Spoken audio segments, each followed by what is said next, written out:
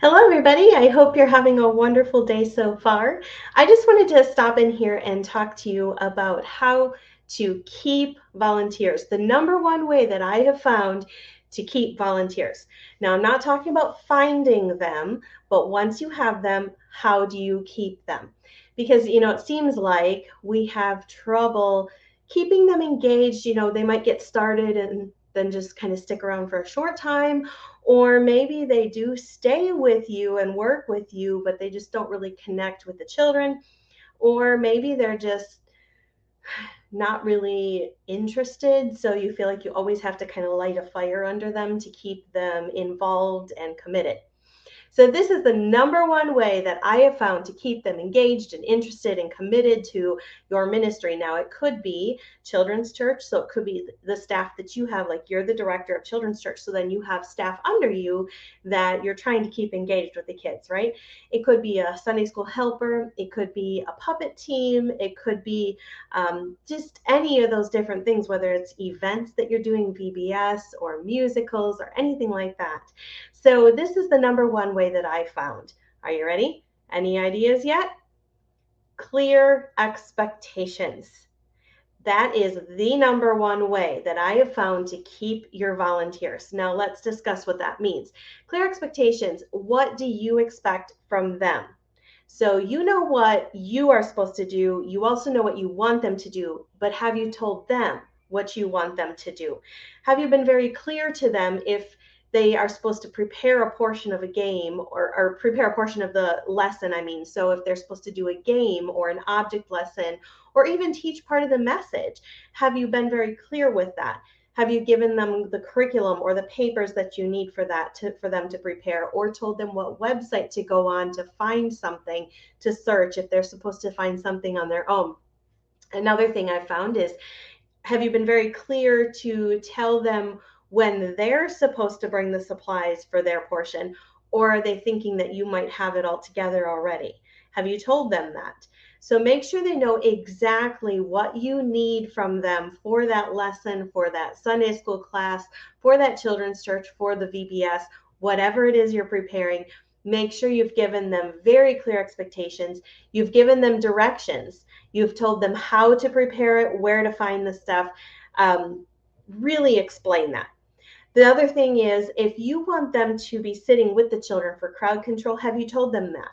Or do you just get there and you're so busy and involved with everything that your staff might be standing along the back wall in the room or in the sanctuary or wherever you're at? They're standing along the back and they don't know that you really want them to sit with the children to help with crowd control. Tell them what you expect from them. How are they supposed to control the children?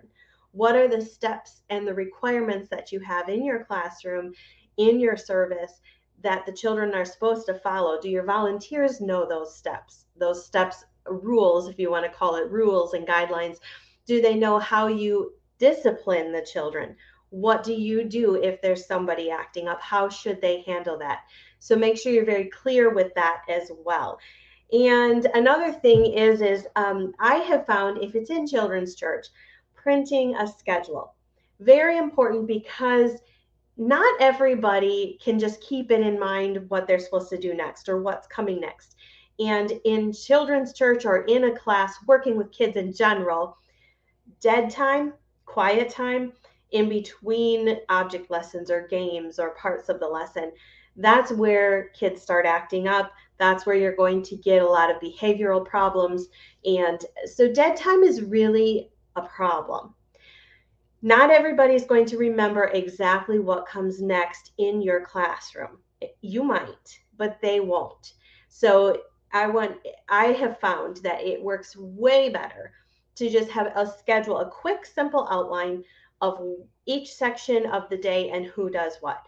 So, for instance, in children's church, to give you an example, we have a welcome, then I might say who does that next to it, then a puppet song, who does that, then a object lesson, who's doing that.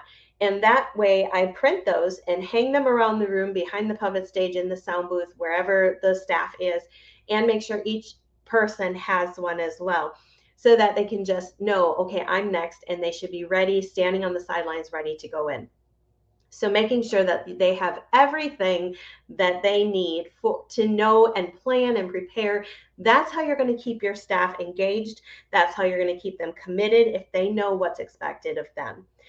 I just have one little bonus, and this is one that everybody pretty much knows, but appreciation.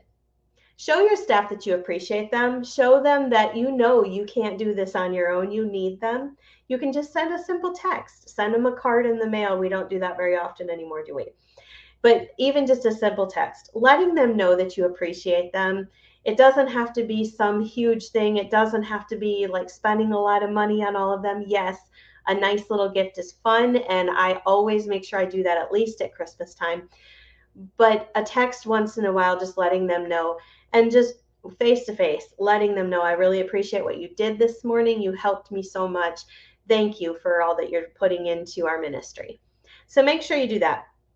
Now, I'd like to just to remind you that you can head on over to joelsvision.com and you can get some more training there. There's different things that I have on the website. And I also have a program course called Christmas Programming 123 Go. It's to teach you everything you need to know about getting started with Christmas programming, the different options that there are. Has worksheets, scheduling worksheets, character worksheets, all different things. Give you a lot of ideas on how to do that. You can find that under the courses tab. And if you are watching this video in July of 2023, you can use the code FREEDOM50 and get 50% off. I hope you guys are having a wonderful day, and I look forward to talking to you again next time. Thanks, and see you later.